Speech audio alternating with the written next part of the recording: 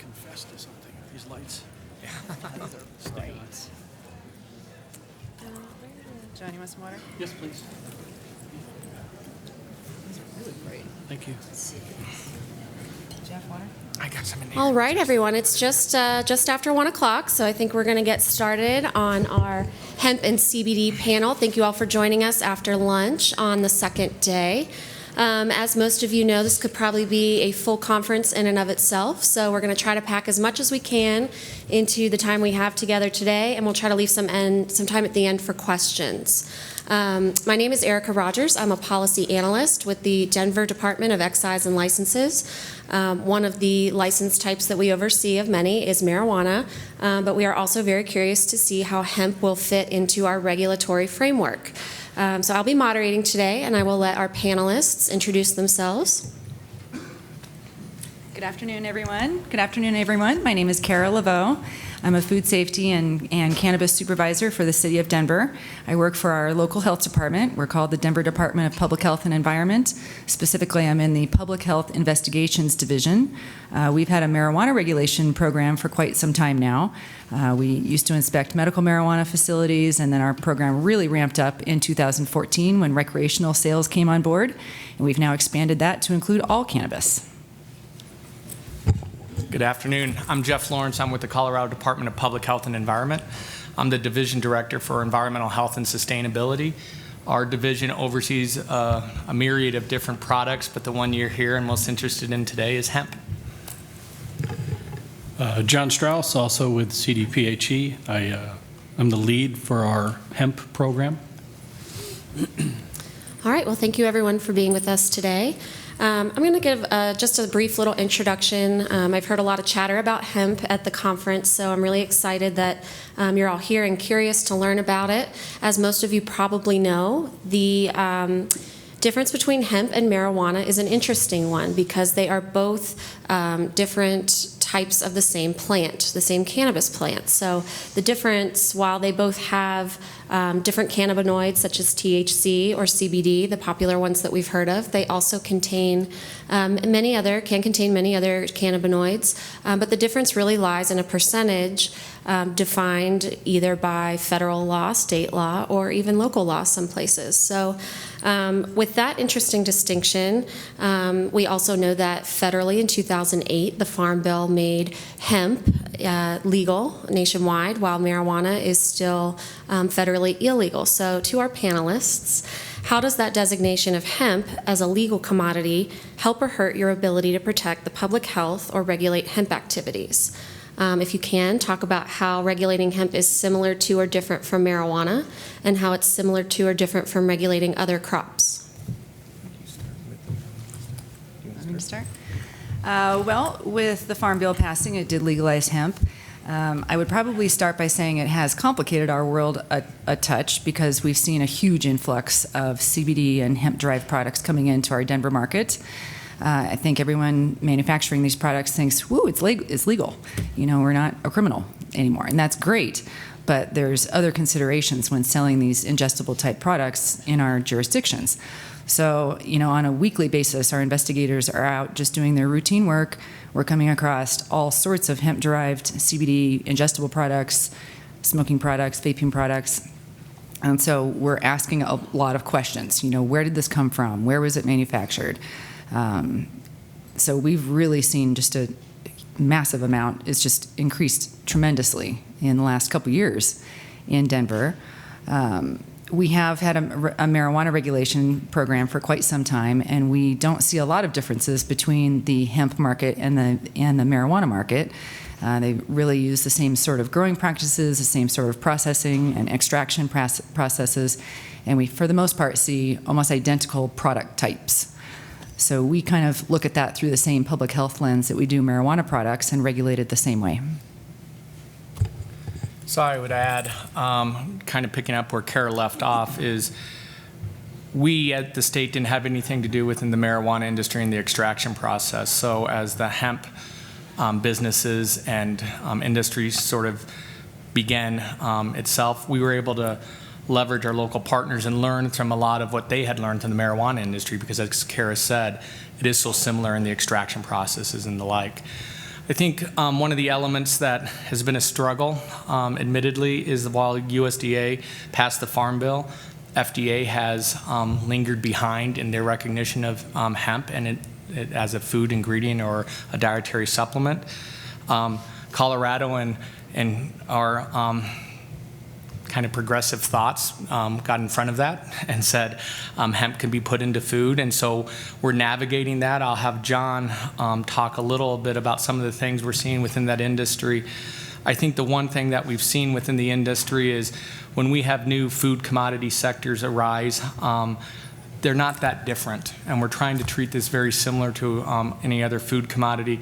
But a lot of the folks that are getting engaged with it, it's their first foray into the food industry or the dietary supplement industry. And so we're seeing some educational needs and compliance outreach that is different than we have seen in traditional food sectors. I think the other thing is the food sector or the food industry, the traditional food industry, kind of has its guardrails. It knows where it is. It knows where it's doing. While there's novelness in the processes that they're looking at, there's not new novelty in the different commodities they're producing. And one of the things that I think you can all be applauded for, but also at times gives regulators some pause, is the entrepreneurial sense of your industries. You're pushing the market, you're pushing the boundaries to what else can be done, and that create some challenges for us to recognize, okay, how can that be integrated into our regulatory framework? Not that regulation is the pinnacle of what creates safety. It's your interactions and our interactions that do that. But when you get outside of what is our normal comfort zone, those are some difficulties that we're faced with right now. So it makes for an exciting time to be a health inspector, I can tell you that much. The biggest thing that we see, while we try to treat it like another ingredient, it's a unique one. And the biggest issue we have is the range of food safety. On one end, you've got people coming from pharma or the supplement industry, a lot of whom want to try to set the standard, want to be their absolute best as far as meeting the regulations and creating a safe environment to create food. At the other end, you've got some entrepreneurs who see dollar signs. They have like my grandmother used to say, lots of dollars but no cents. Whether that's two gentlemen who want to extract in their basement and store their finished product in their crawl space, to a gal we discussed out in Delta, Colorado, who was making CBD suppositories in her crock pot in her kitchen, and selling them online, trying to wholesale them. So like I said, our biggest issue is the wide range in food safety knowledge and trying to respond to that. Well, if we're going to share some stories, can I share some stories? I was just going to ask you that, Kara. All right. So Denver is really viewed as a progressive city, and I think a lot of these businesses, marijuana included, like to set up shop in Denver. We really see a wide variety of things in Denver and really see some wacky things in Denver. One of the unique things about Denver is we have a lot of temporary food events, lots of outdoor festivals, and so on and so forth. So we were inspecting the 420 rally. It's a big event every 420 here. And my colleague Rich and I came across this one vendor, and they were selling CBD popcorn and CBD gummies. Absolutely no labeling. It just said CBD popcorn. And my colleague and I said, "Where did you obtain this?" They said, "Oh, we bought it online." And the back of the label just said, "Made in America." That's it. No ingredients, no manufacturing information, no net weight, nothing. Just made in America. So, I mean, that's sort of the sorts of things that we're seeing out there. We've got a whole Denver crew over there. Wave your hands around, Denver crew. If any of you have any questions for our Denver crew, they're sitting back there. But we've got a lot of these processors that are coming to Denver as well, just setting up unpermitted, unapproved, setting up in random businesses doing their hemp processing. So they'll harvest their plant material at their farm, take it to this random warehouse location in Denver, and we're coming across some really unique situations in that realm too. Just yesterday, our Denver Fire Department was called out because they found another one of these folks And our Denver Fire Department had to shut them down because there was no fire suppression system, there's egress issues, all the plant material was flammable, so on and so forth. So we get called as a public health agency to also assess that situation and try to put some controls in place. One of these processing places we went out to, there was a dog present. They had all this plant material that they were smacking against the wall to try to get the buds to fall off. And if that didn't work, they were stomping on it with their boots on the ground. I mean, just wacky things that we see. And our first question is, what is the intended use of this plant material? Is this going into an extracted oil that's going to be going into a food? We have public health safety, public health and food safety concerns with that. Another one of our processors that our staff came across just purchased this huge machine from Philip Morris to make cigarettes, to make hemp cigarettes. It can turn out 1 million hemp cigarettes a day. I mean, this is sort of the things that we're seeing in Denver that we're not used to seeing, even in the marijuana world. So the hemp industry in Denver has been eye-opening for us as well. Great. So this is a good segue. The next thing I kind of want to talk about is, obviously, Kara, you work at a city, county level here in Denver, and Jon and Jeff, you work at the state level, and you've got, I think, 2 different approaches to how, once the state farm bill passed, what you were going to do. Jeff, I know that your group with the CHAMP, which stands for Colorado Hemp Advancement and Management Plan, is very well thought out. It's a year-long process. There's a lot of planning involved, and I'd like you to tell us about that. But then, Kara, I would also like to hear from you about, in the meantime, as that regulatory process is happening, how are you and your team dealing with the things that you explained that you're seeing on a day-to-day basis prior to that well-thought-out plan being in place? So we'll start with Jeff. All right. Thanks, Erica. I appreciate the well thought out. A lot of times it doesn't feel that way as we're getting through it. But the CHAMP initiative really was born out of a conversation that I had with representatives from CDA, our Department of Agriculture, and they're charged with activities from the Farm Bill. They have to put a state plan in place. We departmentally or divisionally aren't charged with anything out of the Farm Bill. But to have the assurity of the industry and assurity of the products that are being produced, we need to look at the comprehensive supply chain, because they do a plan and there's no baton moments down the supply chain, it will fall on it, trip over itself. So the CHAMP initiative is looking at 8 sectors of the supply chain. It's looking at cultivation, R&D in seed, testing, transportation, processing, the extraction processes we spoke of, manufacturing, taking that oil and putting it in some other commodity, marketing, and business and finance. I can speak with some intelligence on 6 of those. Marketing and business and or banking and finance, I won't be able to, but we haven't started those initiatives yet. Really what we're looking at is, out of each of those groups, stakeholders applied to be on the initiative. They were selected to be on it. We have about 30 stakeholders within each of those groups, are coming up with the key initiatives that need to be developed out of those groups. Some of those initiatives may be better understanding of what's going on in testing, better methodologies in testing. Does there need to be a certified lab or certifying lab entity to make sure the test results are reproducible? Some of these will have legislative action. The request will be something to be produced that has a legislative action. Some will be additional regulations potentially, or guidance to the industry to help frame out what needs to be done. One of the largest sectors that has been discussed, and to be completely candid, hasn't been fully determined on what will occur with it, is transportation. Obviously, the industry, when they're taking a commodity of hemp, interstate or interstate, it has a look very similar to marijuana. The Farm Bill didn't address marijuana, but it allowed the interstate commerce of hemp. And so we want to make sure that we avoid the Oklahoma and Idaho issues, to make sure that the people who are transporting that, the people who cultivated it, the people who grew it, the people who processed it, aren't going to get in trouble for having a legal commodity going across interstate commerce. How that's going to be done, we've had a lot of meetings with State Patrol. They were on the CHAMP initiative. They were one of the stakeholders.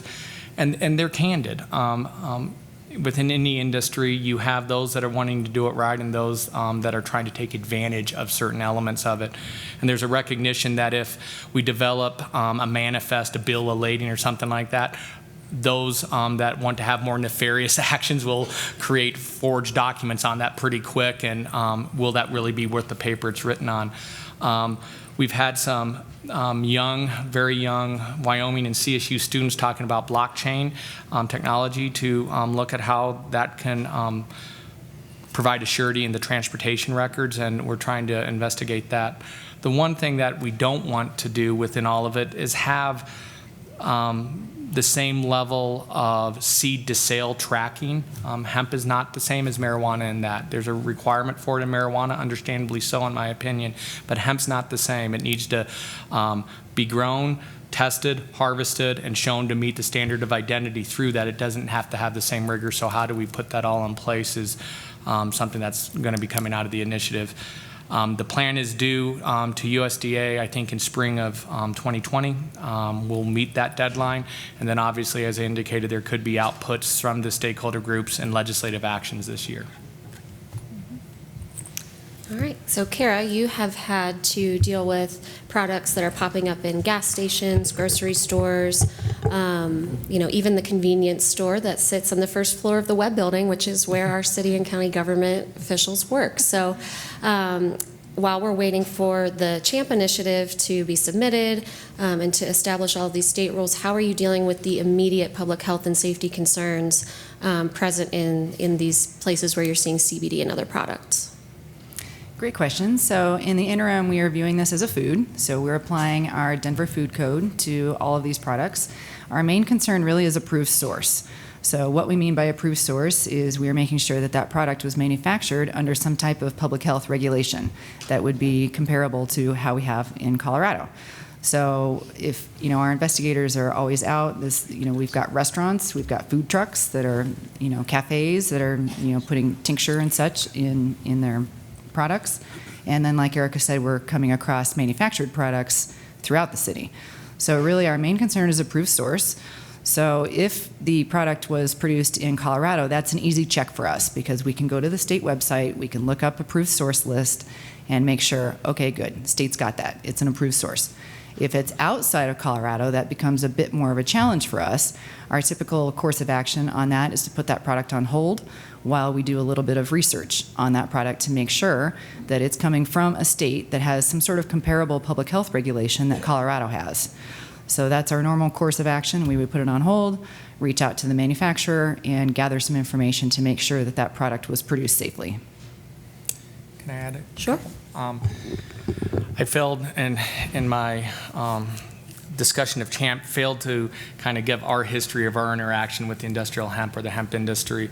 In 2015, the Colorado Industrial Hemp Act was passed that allowed for the cultivation and growth of industrial hemp.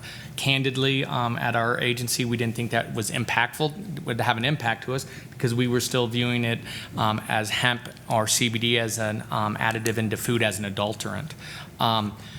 We were quickly informed to change our mind on that opinion, and we did so and initiated a policy statement in July of 2017. Is that right, John?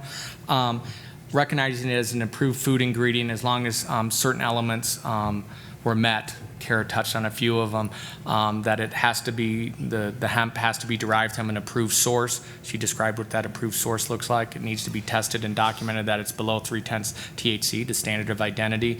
It needs to be produced in a conforming facility that would meet all regulatory requirements. It needs to be labeled appropriately. That was a policy. I think the industry honestly was a little nervous on, we issued that policy on July 1, could we retract it on July 6th?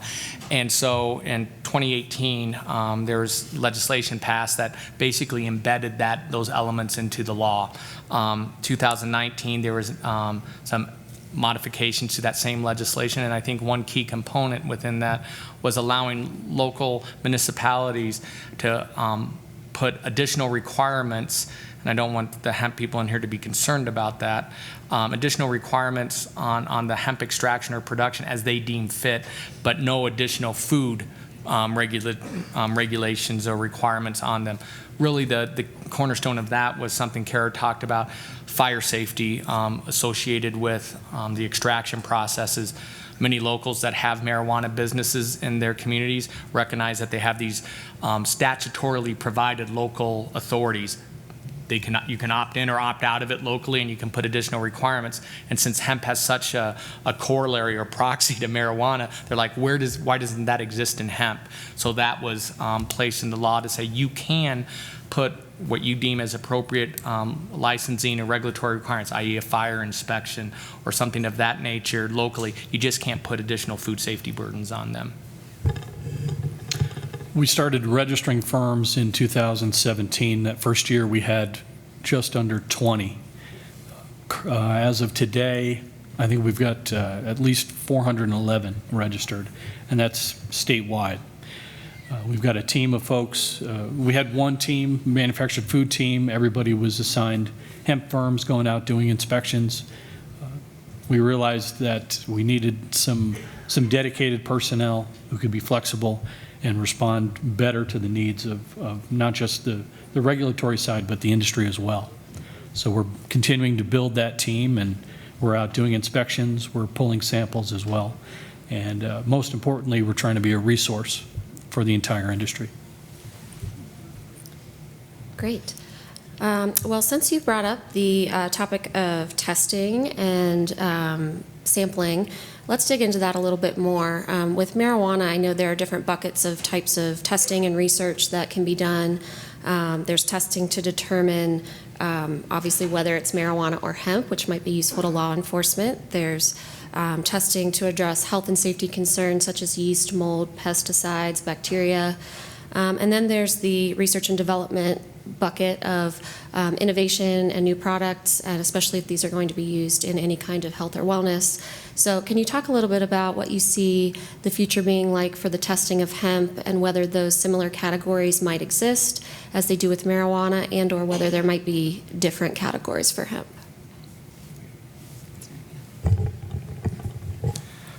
So part of the CHAMP initiative was testing. They're having discussions on, and the growth of it, what is a representative sample to make sure when it's harvested it meets the definition of hemp.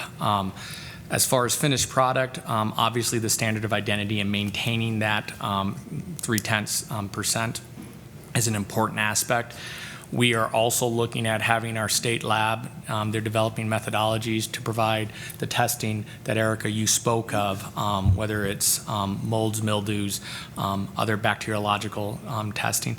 Admittedly, the bacteriological is not as much of a risk within this, but it's still something that needs to be assured. But we're seeing a lot of molds and mildew issues with products, and that's a concern that we need to get a handle on. One of the other elements is a lot of the folks in the marijuana industry we're tested to this level of rigor. We have a cousin product that looks a lot like this. Why is it testing less? I think it's obviously an understandable question. I think where we fell into a little frailty was, hey, we're going to adopt this law that says it's just like any food. Traditional food doesn't have a lot of the required testing on it that we're talking about in marijuana. A lot of that is because the QA/QC commodity exchange of food, the buyer has that assurity. The producer wants to make sure they have a viable commodity to sell, so they do their own testing and they attach those testing records to it. It's the maturity of the food industry. It's been around for quite some time, and maybe not at the turn of the century of 1900s into regulatory capacity, but since the late 1930s, appropriately regulated, and it has those guardrails in place. I think we need to have we need to provide some regulatory requirements on testing requirements for hemp to build that assurity within the industry that it's just like a traditional food. They're producing a safe product. We have records to show that. We also have test results that if we're seeing issues, we can develop guidance and compliance outreach and assistance to the industry so we don't have any negative outcomes. I'll add a bit to that. I'm on the CHAMP group for the testing work group, and everything that Jeff just said is correct. One of the things that we also talked through with our testing work group was the intention of the products. So what we've seen in the marijuana world is that tests fail less for edible type products and more for our smoking products. So we see fails for sometimes pesticides and sometimes total yeast and molds for a lot of the smoking products, the flour, the trim, the pre-rolls, so on and so forth. In fact, the track after this downstairs is going to be talking through testing. Our director Danica is on that, and one of our city epidemiologists is going to be talking about an exciting project that Denver just did last month. In August. Sorry, we did a baseline assessment on marijuana products. We sent our investigators out to 25 randomly chosen recreational dispensaries, and we oversaw the sampling of 6 different products, all smoking products, within these 25 dispensaries, and had them all tested for pesticides and total yeast and molds. The results showed a roughly 1/3 failed for total yeast and molds, and that's with the state testing regime. So that is definitely a concern for us from a consumer safety standpoint, and a gap that we see in the state testing program. So we take that knowledge from our marijuana program and look at the hemp program and think, well, there's a lot of smoking products out there for hemp as well, and do we also have those same sort of contamination concerns? We would think yes. So that's one of the questions that we brought up with our CHAMP testing group, and that's being discussed. Great. In a similar but different vein, just like you're looking at comparing testing of marijuana versus hemp, let's talk a little bit about growing and where it can happen, and maybe some of those concerns that states or local jurisdictions may have. So I'll use Denver as an example. Here we have a requirement that marijuana grows must be indoor. What are some of the health hazards associated with growing indoors? Also, maybe if somebody could talk about the idea of cross-pollination between hemp and marijuana, or other reasons jurisdictions may want to consider growing indoors versus outdoors, and what those considerations might be. Go ahead. I'll start with that. So in Denver, yes, marijuana has to be grown indoors. And it's really an interesting concept, because these growers are basically trying to replicate an outdoor growing experience inside. So everything inside these grows is meticulously monitored. The lighting, the heat, the moisture levels, the humidity, because they're trying to recreate this outdoor growing experience inside. So it's interesting because that can be hard to do, and we've seen challenges with that over the years with Denver grows. 2015-16, we saw a large problem with pesticides. There was powdery mildew problems, so on and so forth, and so the growers were hitting that with heavy pesticide use. Now that's died down a little bit, and we're seeing more concerns with total yeast and molds. So when we get these sorts of complaints, we get a number of complaints from consumers, from other agencies, from MED. We'll take complaints any way we get them. So we'll go out and investigate these complaints, and in some of these grows, we see things like, dripping ceilings, or mold growing up the wall, or pools of water in the corners. Things that are obvious, triggers to total yeast and mold problems within the grow. So it's interesting. I know a lot of the hemp grows are outside, but it's interesting to think that this could be, a hemp problem also if it moves to an indoor type situation. I'll add, and I'll have a little disagreement with Kara on one thing, but it's allowed. Her and my sister were college roommates, so I've known her forever. So I don't think it's a replication of the outdoor growing experience indoor. I think the indoor presents the hazards that Kara said, and I think the indoor grows also allows a controlled environment. Mother Nature isn't as cooperative as what happens within an indoor grow, but Mother Nature also has an ability to deal with the different issues with the plant, whether it be pests, mold, fungus, and the indoor grow creates some of those variables and those things that need to be managed. A lot of times they're managed through the use of pesticides, which create some of those ripple effects. So I think while I understand the requirement for the indoor grow for marijuana, I think it creates some tangential issues that an outdoor grow, such as most of the hemp industry, would not see. That said, while CDA is not up here with us, I can speak a little. Their requirements don't say indoor, outdoor. You can have either. They have their growth of the industry and the number of acres grown or the number of square feet has, similar to what John said, number of registrants of from 20 to 400 plus in 2 years in our sector. They have seen similar growth within their sector. It is within the cultivation work group of CHAMP. They've talked about cross-pollination, how to control that.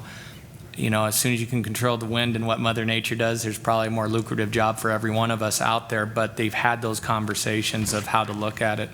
I wasn't a part of that subgroup, and I know it's a part of, it's a concern, but it wasn't an output because of what I just said. It's difficult to control.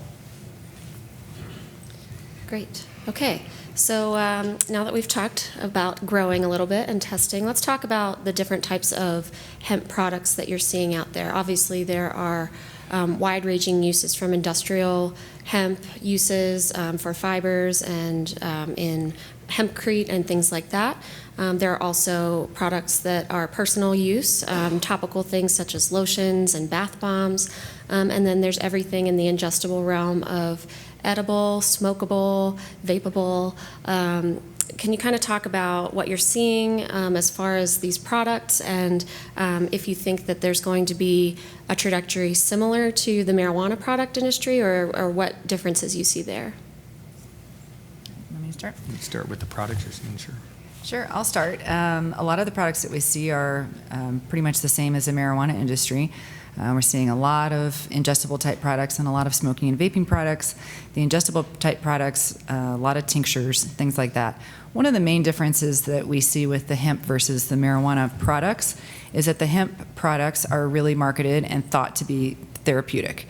And so in some of those products, we're seeing different sorts of ingredients, like more supplement type ingredients than we see in the marijuana world, because the whole idea with a lot of these hemp products is that they're therapeutic.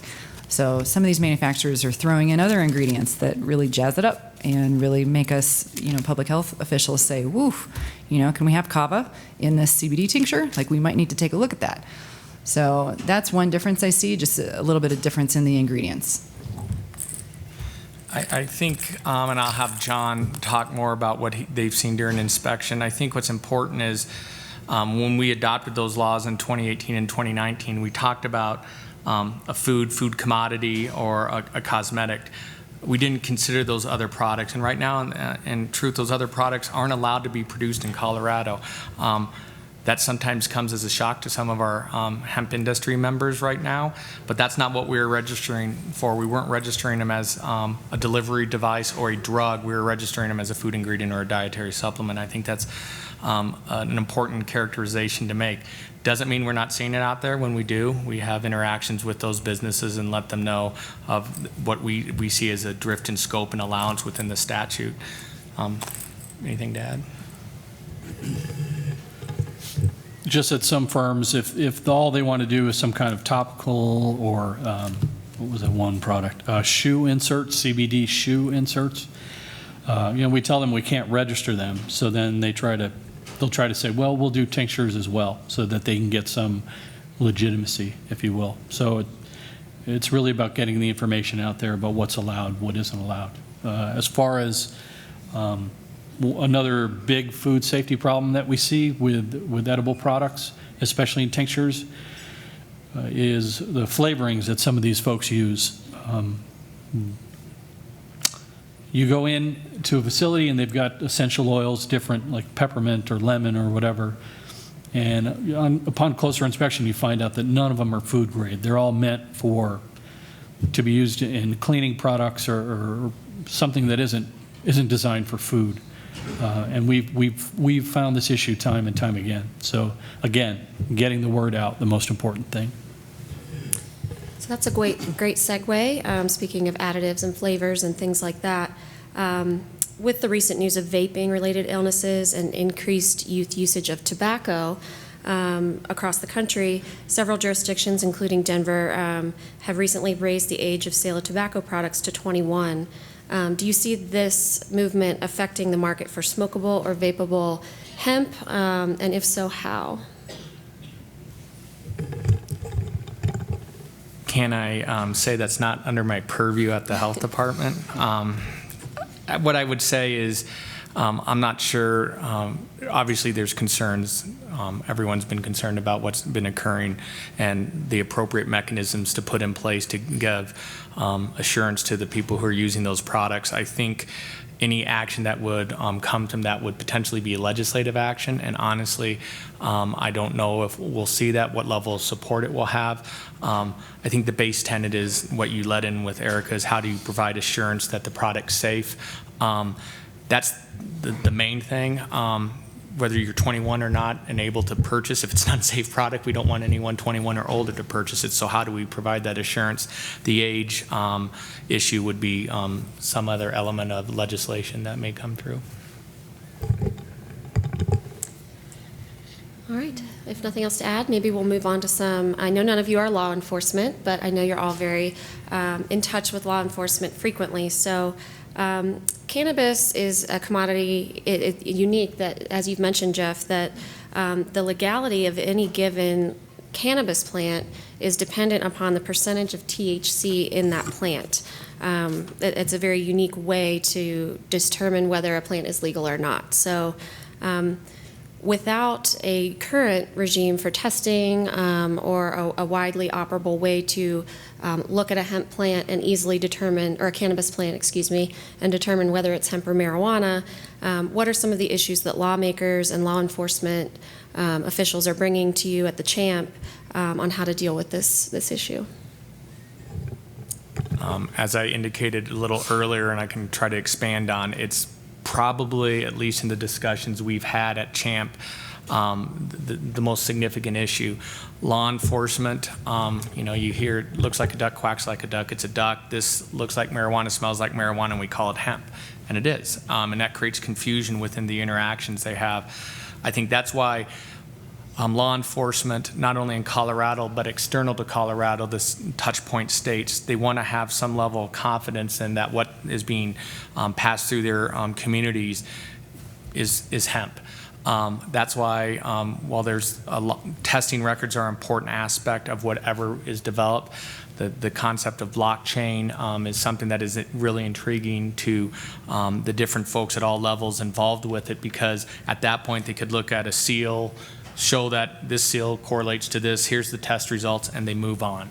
And that's the end of that interaction. It allows the product, the seller here or anywhere else to have assurance that their product meets the end. It allows for the equity aspect for that driver or that transporter not to be in jail for something that has a legal and a federal allowance to it because of a misconception or a test result. Most of the law enforcement, they don't have they have a test indicator, THC or not. It's not, oh, is it at 5% or is it at 0.2%? They just have an indicator. If it indicates as that, it creates the issue. So an ability to say what's in that load is hemp is what they're working on, and they seem to think that blockchain is the mechanism to accomplish that. Okay. The next question probably is for Jon and Kara. As inspectors, what kind of regulatory issues do you anticipate, or maybe you're already seeing with manufacturers or retailers who want to use hemp or CBD extract in their marijuana products? What should cities and states prepare for the regulatory challenges inherent in that overlap? Can I start? Go ahead. This one's easy because we don't allow marijuana, so I'm good. All right. As you can tell, we try to be helpful. I think, obviously, to what Kara said that they do as a self-check in Denver is if there's a local marijuana business and that they want to use a hemp product, they can check our website. Is this an approved registered hemp manufacturer with us? At that point, they've done their due diligence. The hemp manufacturer or producer of the CBD product has met the requirements of the law, and it can go into the marijuana industry, which MED and Denver or other locals may have some other additional requirements for. I don't know that I have much to add. What was the question? Just the overlap between existing marijuana retailers or manufacturers who want to incorporate hemp or CBD into their products. Jeff pretty much answered it. We inspect all the manufacturers in Denver that produce marijuana-infused products. A lot of them are using hemp-derived CBD type ingredients that they purchase from a third party, and we would do that same sort of approved source check that we would do if we come across a CBD product in a restaurant or in a convenience store or on a smoothie truck. Same thing. Okay, great. When it comes to enforcement or compliance checks or things of that nature, how do you see the state health and agricultural departments coordinating with either the FDA and or the USDA, where we haven't been able to have this coordination in enforcement of marijuana? That's a good question. Do you want to talk about how it just works in traditional food, and then I can expand on that? Yeah, sure. We have a good relationship with our, what is it, half 4 West, or it's a district office here in FDA. If we run into products that are making medical claims on their website or on their labeling, we notify FDA, and then they can work on it from their end as well. If they run into a supplement business that is making CBD products, and also maybe they're making medical claims, or maybe they're using other ingredients that aren't allowed, that aren't GRAS or generally recognized as safe, they can let us know. Typically, they'll check and make sure they're registered with us first, and then we can respond, whether it's to taking care or following up on consumer complaints that might be there, or again, if we have to come in and embargo, in other words, essentially seize the products, but we leave them, they're literally taped up with red tape, and they sit there until we can figure out what we need to do with the product. I think our interactions with FDA on this are exactly as Jon described, but they're admittedly hesitant or reticent on how to approach things. They have said, and you can look at their website, that they don't see it as an approved food ingredient or an approved dietary supplement. They're trying to navigate how that works, but they're also at times, I think, somewhat conflicted as to why we've allowed that in Colorado and haven't followed their stance. I have a simple response for that is we were trying to, and there was an action, and action was taken legislatively to say otherwise. I think what we want to make sure is our industry is vibrant and viable.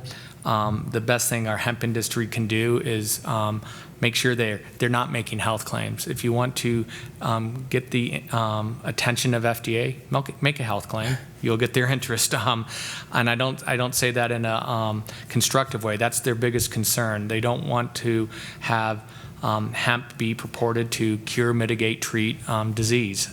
They do not want that out there. They haven't done the analysis for those claims to be verified or validated. I think within that is also the truth in labeling. If you say you have a broad spectrum CBD or an isolate and it has X amount in it, the industry needs to make sure it has X amount in it. Potential consumer fraud issue is probably the second thing that would garner FDA's interest right now.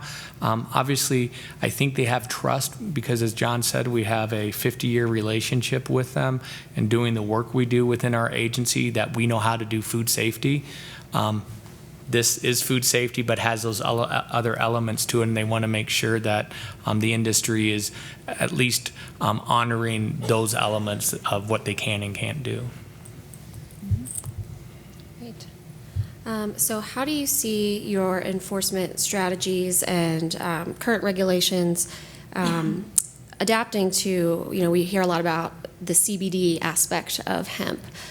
What are your thoughts on future other potentially useful applications, maybe other cannabinoids or other terpenes that are being extracted from hemp that provide something different for the industry and for the consumer than marijuana? How are the regulations that either the state or the city and county of Denver are using and developing going to be able to adapt to those changes? I'll start and then see what Denver has to add. So our manufactured food regs are a complete adoption of the federal standards. They're called the Code of Federal Regulations. So we adopted all elements of that, and that's what any food industry member has to adhere to. That said, there probably needs to be at least a chapter, a couple pages on what is unique to hemp as it evolves into this industry and melds into this industry. You mentioned some of those, terpenes, different additives, different uses, testing requirements for it because of how it's grown or where it's grown and the different things that can become issues with the plant itself or the commodity that's being put into a finished product. I don't think whether it's 2 pages or it assuredly isn't going to be 50 pages of regulations. Voluminous regulations doesn't provide an assurance on the product safety. But I think we've learned over the last few years there's enough uniquenesses in hemp that instead of just having an FAQ on our website or us having a continued light bulb moment above our head about what that looks like, we should probably frame that out. That's both for the industry's benefit, so they know what they need to do. We can provide that communication to them so they can be successful. And so we can also stand up to the rigor if ever challenged by our federal partners as, why did you do this? Well, we applied every one of your regs to this industry just like you would to any other food industry. And the things we learned, we added these other elements to ensure public safety. That seems like a pretty strong-based argument to allow the state's program to continue and maintain in the manner in which it's been put together. I don't have much to add to that, but Erica did bring up some interesting points about all the different uses of hemp, and it really is fascinating. Erica brought up the point of terpenes, and that's one that hadn't occurred to me before because our marijuana industry uses a lot of terpenes in their vaping products, but most of these terpenes are purchased from third-party businesses that get them from other plants, from lemons or oranges or other type of non-cannabis plants. So it's almost an interesting concept for me to think, well, maybe the hemp industry could start filling that gap for this terpene issue that the marijuana industry wants. So I mean, it's interesting to think of those things that hasn't occurred to us yet. Well, as we've mentioned, the marijuana industry is very innovative, so never boring for us as regulators. Today we've heard today and yesterday we've heard a lot of the phrase marijuana 2.0. We've talked about how a lot of states who were early adopters had that original framework of regulations that address the growing, the manufacturing, the selling of marijuana, and stuck to really some basic health, safety, and legal concerns about can we get marijuana off the ground. Now that we're in the next phase of thinking about marijuana policy, we're hearing about issues such as sustainability and the economic effect of sustainability practices in the marijuana industry. We're also hearing about communities who want to implement equity programs to ensure a more equitable distribution of either licenses, funds, or workforce development programs to account for some of the harms from the war on drugs. Hearing this conversation about marijuana 2.0 as we are sort of just getting started in the hemp space, how is the state thinking about these issues, and how is that informing the conversations that are being had from the beginning at the state? Well, I think a lot of those conversations are going to start in 2 weeks to the marketing group within the CHAMP initiative. That said, I think the marijuana industry, or at least what our MED, our Marijuana Enforcement Division at Department of Revenue has put together, is an appropriate set of regulations, some seed to sell. It's rigorous. There's cost to be engaged within that industry as an operator, and I would say appropriately so. The hemp industry is not that. We're not trying to put, you heard me say maybe a couple other pages onto the food reg just so we recognize the commodity a little differently. The testing, we need to understand the issues that are going on with that, but I don't think we need to, regulating to the point of burdensome cost barriers of entry into a program or maintenance into that is necessary. We've had a viable food industry in the country, as I said, for centuries, and an appropriate regulatory framework that doesn't have barriers to entry to that. There are requirements, regarding if you can have a felony or not, I believe, within the marijuana industry. I don't think there's any discussion of having that within the hemp industry at this time. That's come up, but it's quickly also been pushed to the side that it's not a necessity. That deals with some of the equity issues you talked about, Eric, on the war on drugs. I think the other thing we need to look at is eventually, this is an opinion, the hemp industry, as far as the CBD market, I think it's nearing, I think, a saturation point. And we'll be looking at hemp more as the male plant, the fiber, the textiles, the other things that can create some of those other commodities that have been conceived of before but haven't fully matured the industry to allow the full use of the plant, not just a bud, but the full use of the plant. I see that being the growth of the industry in probably years 4 or 5 from now onward. I could be wrong on the potential saturation of the CBD market, but as other states get involved, Kentucky and many others, I think there is going to be some saturation or threshold to the female plant in the CBD market. Do the other panelists have any ideas on some of the emerging trends in hemp regulation? Jeff sort of started us down that path, so either trends that you're seeing in other jurisdictions in their regulations, or trends in the industry that are on your mind of how we're going to regulate them in the future. Transportation, you talked about it earlier. That's the big one. Folks want to know, can we ship if you've got hemp oil and the THC is concentrated, when can we ship it? Where can we ship it? We get that question quite a bit. As Kara pointed out, we have the same policy at the state as far as approved source. So we get questions from other states, and we question other states about where they are with their programs, because we don't only, if a product comes into Colorado, it's got to come from an approved source. So those are the 2 big issues that we're focusing on. I don't have anything to add. Okay. Well, I'll wrap up my questions here with one final one, and then I'd love to open it up to the audience, because I'm sure all of you have very specific and interesting questions about hemp that you're dying to ask. So before we get that started, just what advice do you have for your fellow regulators as hemp comes on board and as they start seeing it come into their cities, their states, their localities across the country? I would say lean on, and we have with Denver. I mean, obviously we've talked about the corollaries between marijuana and hemp. Lean on those that have engaged in the marijuana industry to take learning from. Admittedly, a lot of the extraction processes, while they have some corollary to processes we see in the food industry, they're not exact. Well, they've been dealing with it for 10 years. Let's gain the knowledge base there. I think the other thing is to provide the assurance of the product. That's an output of an industry regulatory relationship. You guys know more about your industry than we'll probably ever know. And so it's reaching out to the industry members to have a better understanding of what they're doing, what they're trying to accomplish, to inform us. So if we do need to add a page 3 to the new regulations, we understand why we're doing it. It's an informed discussion from those that are most knowledgeable, and that's all of industry. I'll jump in. My advice would be to stay positive. It's a really exciting time to be a regulator. It's an exciting time for us to get this right.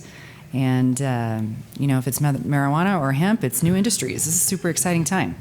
My other advice would be to the collaborative method has worked really well for Denver, and that could also apply to the hemp world. Yeah, just echoing what Jeff said, learn as much as you can. It's important to be knowledgeable, and if you have a calendar, don't write anything in pen. Use a pencil. Great. All right. Well, now we will jump to the audience. I know we've got quite a few over here. We'll start, and then we'll work our way this way. Norman Birnbaum with the state of Rhode Island. I have a question related to potency and overall THC content. Is there any thought to putting in place any type of restriction or limit on the overall content of THC in an end-use product if you are still maintaining that 0.3% THC threshold and you apply that to a 5-hour energy shot, which is about 2 ounces, and it's 0.3%, it's about 17 milligrams of THC. So is there any thought there in terms of making sure that there are limitations in place to make sure that these products don't lead to impairment? And if so, have you determined any type of threshold? Norman, thanks. Yes and no. We are considering that there needs to be an established threshold. I think that's both for the benefit of the hemp industry and the marijuana industry, because we talked about the regulatory requirements placed on both of the industry and the disparity between those and the rigor. And so you don't want to have an economic advantage, someone producing a 0.3 THC product by weight that has a potency much beyond that. What that potency limit is, I'm not sure. But that was discussed as part of CHAMP, and I think will be discussed during our legislative session and potential regulations beyond that. Hi, Julianne from Connecticut. So similar question in terms of the post-manufacture. So in addition to seeing products that could be very high THC post-manufacture, because the 0.3% is on a dry weight before we convert it, also we see that, at least in Connecticut, that we're testing for any kind of pesticides or toxins, everything at the level when it's actually the raw plant and not post-manufacture. Do you guys test both pre and post-manufacture, and have you been seeing the results? I guess, have you been handling that? So let me say one thing to Norman, kind of what you were following up on, Julia. I think one point of discussion on a threshold has been like an order of magnitude. So if you had a 3 milligram dosage, there's been some studies as to where when you start reaching a psychotropic effect, and that's what we're trying to avoid. So looking at that and below that potentially, that's been discussed. It's, when I say discussion, it's formulative stages. Julia, as far as testing the product, we put the requirements of that on the manufacturer, that they have to have of the raw ingredient and the finished product. They have to demonstrate that it does not have levels above 0.3 THC, and also pesticides and residual solvents and so forth. Our surveillance of that has just begun. Our lab's capability are just merging into that area, so we don't have a lot of conformatory samples to say it is or is not meeting those standards and those thresholds. Our biggest concern is the reliance of the sample results that the industry does have, because of the variability of those and the lack of lab qualifications on some of the people doing that work. They're required to have it. They need to demonstrate compliance. The reliability of that compliance document is probably somewhat in question. All right, in the back. Hi. Thank you all for being here today. Kim Cremeyer, City of Aurora. I have a couple of questions. One is for CBD isolate. If you have a hemp plant, then you may be extracting THC out of that to create your CBD isolate. Is there any regulation in place or proposed to address the THC waste? And the other question is online sales of CBD. Are you guys tracking that, or is there a different agency? I know that there was legislation passed in Colorado. It's not considered an adulterated food, although the FDA does consider it adulterated. So online sales are a little murky there. Thank you. Thanks, Kim. Kim and I have probably monthly discussions, so it's good to see you here. As far as the waste THC, our solid and hazardous waste group at the department has guidelines and requirements for how to dispose of that and how it can be handled through potential composting or other elements. Kim, since I have your contact, I'll get that information to you so you can have that. Online sales is an issue that we are not specifically addressing. If a complaint comes into us and it's a commodity or product, as John indicated, that shows manufacture in Colorado and it's not allowed, i.e. The manufacturer of the suppositories in Delta County, we'll follow up and handle that. But as far as a regulatory framework on online sales, whether it's a traditional food or a hemp-infused product, we are not heavily engaged with. In the back on your left-hand side. Hello, Eduardo Arnal. I'm a former federal congressman from Mexico, and my question is, right now, if any crop is over 0.3%, must be destroyed here in Colorado. According to that legislation that just is in the Congress right now, looks like in Mexico will be legal any hemp product under 2%. So there's any chance that in the future those farmers can export that production to Mexico, for example, instead to destroy it? Is that something that is a decision that is in the legislative field, or is an administrative decision? Or do you know if exists any chance? Because I see a lot of opportunity in this in between both countries in a win-win situation. Thank you, Congressman. That's actually been discussed a lot within the CHAMP initiative. I think the frailty right now is the novelness of the industry and the comfort level of our state and federal legislators. The Farm Bill says 0.3 THC. There's been discussions that would allow that to go up. There's reluctance, I would say, within most that I've been engaged with in conversations, at least in Colorado, to allow for that, because as soon as you do that in Colorado, the transportation of that external to other states that are following the Farm Bill and being compliant with the Farm Bill, you've negated that reciprocity and that commonality.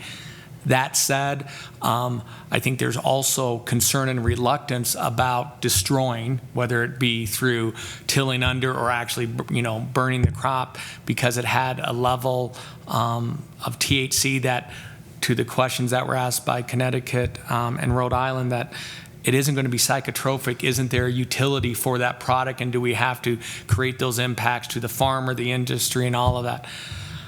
I think that's a discussion that will continue to evolve over the next few years, but it's interesting that Mexico is looking at 2%. We also had a constitutional amendment in Colorado that would allow us to adopt a regulatory threshold that is different.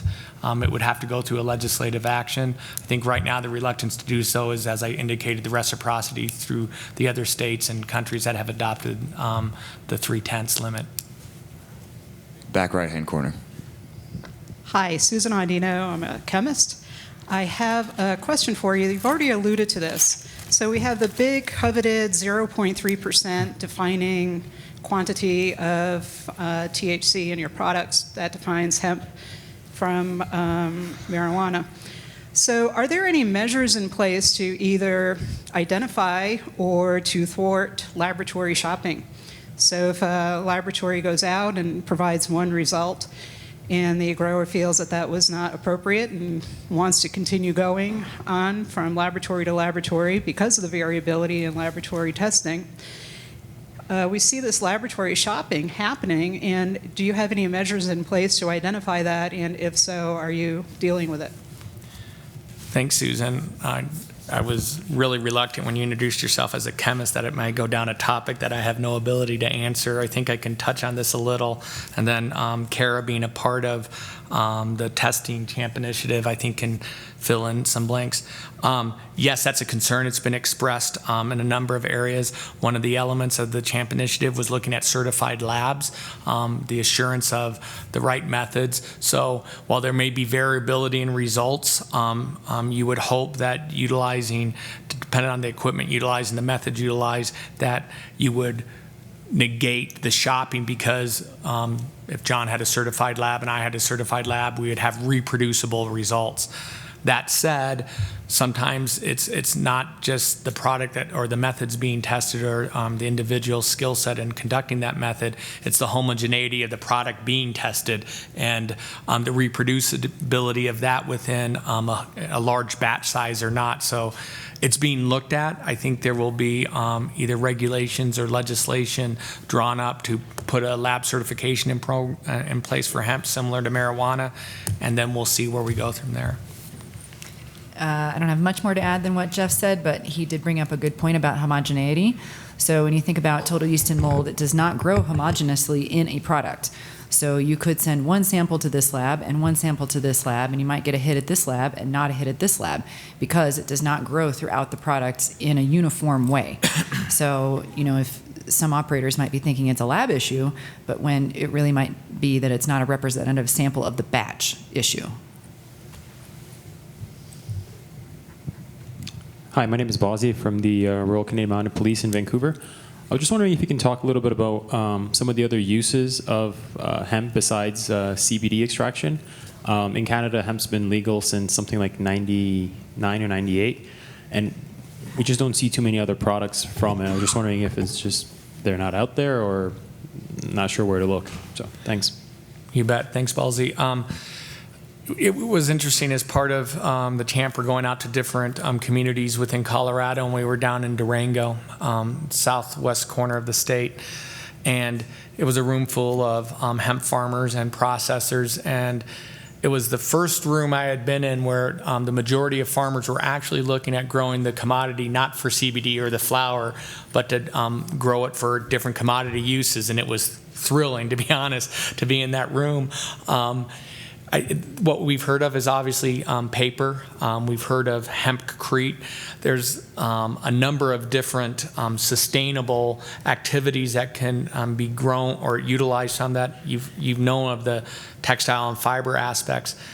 That market, that industry just needs to grow. We have some initiatives that we're trying to promote in Colorado that can help incubate and start up those industries, because right now, to the question asked from Kim from Aurora was, what about the waste? Well, that was a THC waste. We have a lot of stock and stem waste, organic waste that creates landfill issues, and we need to find utility for that has a business sense that someone can make $1 on it. There can be business growth from it, and it has as much viability as the other sector of this industry. Specific products, I've listed them. Those that are more engaged, and I can get you some of those names if you would like. A gentleman on the board of directors with the CHAMP initiative is Ed Lerberger. He is, and I can get you his contact information. He can talk about a list of products that are available from hemp that would fill pages of paper as to what it can do and how it can be utilized in a different way other than just CBD. One of the products I just learned about that I thought was interesting, and I learned about it from our testing group with CHAMP, and I think it was the cultivators talking about some of the stem and stalk waste can be ground up and used for livestock bedding. That was the new one for me. I thought that was fascinating. Good use of it. Rebecca Laurie with the Colorado Department of Regulatory Agencies. Jeff, I have a question for you since you mentioned the CHAMP structure and the tracks. One of the things that we've been hearing about in previous panels is that as municipalities and counties and states get their marijuana program together, they just wish that they had, I don't know, a more both top-down and bottom-up structure in place first. And I think one of the advantages of going through that here is that the CHAMP plan inherently has now a very good structure to it. Can you explain what that structure is from the top-down and bottom-up, regardless of the tracks? Because the discussion tracks can expand and continue over time, but the structure itself is solid. Thought you could highlight that a bit. Rebecca, keep the mic, because I'm not sure. I just want to make sure I'm on the same page. Are you talking about the 8 different sectors and their interplay with each other? Or? From the board of directors, then the executive committee on down, and then the different tracks. Okay. So I think, well, and I'll maybe start at the end of this to where I was going to answer Rebecca's question. I think one of the base tenets in Colorado, and it might be in with other states or territories represented here, is local control. There's a strong tenet to make sure that locals can engage within their communities, whether that's a town, municipality, or county, in a manner that they deem appropriate or that they have the resources to be engaged with. what we're trying to do within the CHAMP initiative is recognize that while we have these sectors, these 8 different sectors that I've mentioned before, that there's an interplay and an interaction between them. They're kind of like concentric rings. They hook and play together. And we, through the board of directors, we've made sure that we have the governor's office apart. Rebecca's with banking and finance. We have other folks in the Department of Regulatory Agencies, CDA, CDPHE, our Office of Economic Development and International Trade to deal with some of the issues that the gentleman from Canada brought up.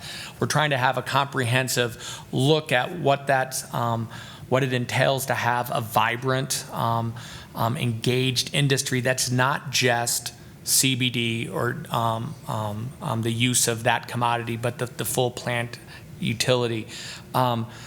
Through this, then we have the executive committee, which is really taking the formulative and deliberative processes from the stakeholder groups and looking at what they want to have as the outputs and figuring out what the next steps are. That is it another stakeholder process to develop reg? Is it a legislative initiative? What outputs and key resources do we need to achieve what was desired from that stakeholder group? I think then we have all the stakeholders that are engaged with each of those, and many of them are in different things. While we have Kara's part of the testing stakeholder group, we have another Denver representative that's going to be a part of the processing group. So we're trying to have an information exchange. I think the most important aspect of it, though, is outside of all the state agencies, making sure they're engaged and understanding when they say X, that may affect Y at 2 or 3 other agencies, is making sure that industry is appropriately represented at this to inform us. They know their industry better than us. We need to figure out how we engage with them. Is that what you're looking for, Rebecca, or is there more to it? Okay. All right, any more questions?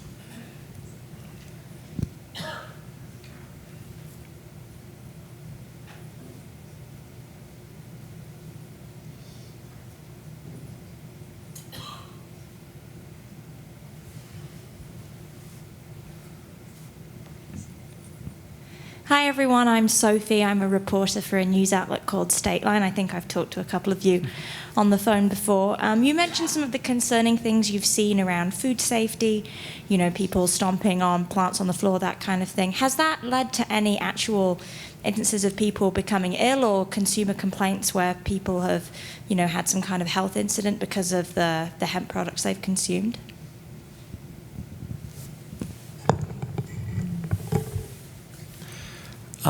Sophie, I'll answer, then I'll have John answer. I'm not aware of any. What I would say is obviously reports of illness is the output or the narrative we're trying to prevent. And so I think we've had a number of instances where we've actually, using John's vernacular, we've embargoed product, we've held it on site to get the testing, to provide assurance that it can be reached into the consumer market and not create those illnesses. I think one of the benefits of the marijuana industry and the hemp industry is most of the food commodities that are produced are lower risk food commodities, baked goods, things of that nature. That they don't have as much, you know, traditional association with bacteriological sort of illnesses. I think the uniquenesses within those industries and how they're producing their products and the novelness of it is they create some other issues that aren't necessarily in the regulatory vernacular of foodborne illness, but a chemical or physical sort of contaminant, whether it's the leather from the shoe being stomped on, or a chemical hazard with pesticides or residual solvents. We've seen some of that, but we haven't seen the illnesses, because what I hope for is that we've been effective in preventing those. Yeah, that's a tough part about our industry, is that we don't know how successful we are because so much foodborne illness goes unreported. I can say that if we do encounter conditions like that in a facility, if we can hold the product or condemn the product, we do. So we make sure that that product that has been impacted negatively doesn't make it to the public and doesn't get anybody sick. And I can add to that by echoing what John and Jeff have said. As a local health department, we have a strong duty to the public. So the public does not expect that a raw food ingredient is being stomped on by shoes and has dogs running around. So that's not an expectation of the public. So we have a duty to the public to put control measures in place at each step of the food safety process. Hi, Alan Treblaga from the Denver City Attorney's Office. This question is mostly for Jon and Kara, and maybe Jeff as well, but what is the craziest thing that you've seen so far in a hemp facility during an inspection? Craziest thing. Ansel was right, it's not for me. Let's see, one of our investigators, I believe Rich, came across some tinctures, asked where they had come from, and the response was, "Oh, I made them at home in my restroom." That's a Seinfeld episode. So other than I mentioned the suppositories, right? We had a facility that was, and this is the number one cause of problems, is expansion. A firm starts to make money, and they want to make more money, which is great. I'm not opposed to that, but they expand too quickly. So we had a firm that had a rented space in a kind of plaza area, and they knocked down some walls as more space became available. They needed to put in more machinery, more tables and whatnot. Some hand sinks were in the way, so they took them out of the facility. Washing your hands is the cornerstone of public health, as you said. So they had no hand sinks in the facility, and when I was doing the inspection, or my part of the inspection, there was a gentleman who was hand filling tincture bottles, touching caps, touching the bottles, maybe coming in contact with the product. And he had a bottle of Dayquil sitting next to him on the bench. So I asked him, what's up with that? And he said, "Oh, I'm not feeling very good today." So, yeah. So he's sick, so he has no access to hand sinks, and he's handling a ready-to-eat food. That's terrifying. That's what you call that, the perfect storm, I believe. Yes, perfect storm. I think we've got a question there.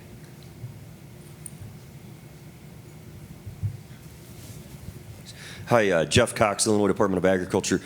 You were talking about the seed to sale, not necessary in hemp so much as it is in the cannabis side. But can you explain where the traceability does start in Colorado? Do we know who the farmer was, or do we know the day it was harvested, or do we just know what batch it was all mixed in? And in the event there is a recall. I think, Jeff, obviously you have your records for the harvest of that commodity. We know within our production areas whom was the processor of that. Say they just took an extracted oil and they're adding it to a product at their firm. So we'll know who the extraction oil processor was. We also regulate that industry or that business. We would know from them where they got their raw product, i.e. whom the farmer was or where it was produced. Within any traditional food industry, recall effectiveness and recall checks is incumbent upon the industry to provide that level of assurance. I don't think this looks any different than what we have within our traditional food industry, in the fact that many times, and you saw it took a while, unfortunately, but within the traditional food industry, we can trace back romaine lettuce to, the rows in the fields where it was grown in California. I think we would have the same level ability here within the industry, maybe not to that level, but we'd know it was a farmer in Montrose that produced this product. What we'd also want to do is we don't want to point blame within that, that production method. If it left the farm in compliance with your requirements and then, batoned into our world and it was compliant throughout that, most likely the traceback need at that point really focuses on the manufacturer and what occurred there, because we had that traceability forward. Yeah, the big deal is record keeping, right? I've been into firms where I ask for, pick a day of production and show me where your incoming raw commodity came from, and then where did it end up. and then any records that you created in that process. And some folks can respond 10 seconds. Some folks respond with a blank stare. So again, it's incumbent upon the industry to keep the records so that you're protecting yourself at that point. You're also protecting the consumer to a certain extent, but you're looking out for your own best interest, because if something does happen and you can prove that throughout every step you did what you were supposed to, whether it was getting it from an approved source or processing occurred at the right temperature and the right time, then you're covered. Hey, Bia Campo, Marijuana Policy, City of Denver. Jeff, I know you're a CDPHE, and this is probably more Department of Agriculture, but I think one thing that would be really interesting for the audience is, I'm not the most knowledgeable person about hemp, but it is my understanding that the testing process, the Department of Agriculture here in Colorado is not what you would call bulletproof, on the sense that they test a not a lot of the hemp farms out there, so very minimum testing. And then sometimes the testing is done at like a very lower level of the face of the plant, which can skew the results. So was there any conversation in CHAMP on like how we improve that testing and how we make sure that what is being produced is actually hemp and not marijuana? Yes, there was, so I'm not going to be able to speak too directly or subject matter knowledge on like the number of fields that are tested. What I do know is every farmer needs to provide CDA with a harvest report within 30 days of harvest when they're going to harvest that crop. And then there's testing that would occur with that. I would correct one thing you said. Currently, it's testing the top 2 inches of the plant. So it's really taking what would be the flower or the worst case scenario of that plant. Now, the issue is after harvest or after taking that test result, because the plant is still maturing and optimizing, there can be obviously some variability within that test results and its overlay of all the plant there, or the field itself. There was also a lot of dialogue of, is that top 2 inches too rigorous, and should there be more plant material tested? People come at that from two different sides. The more material you put into the test result, the more potential dilution you have to that, so you're not getting the worst case or the full or the honest representation of the plant. Industry comes at it from a little different perspective, and that's going to be vetted out during subsequent meetings and regulation development by CDA. CDA, anything to add from what I said or clarifying?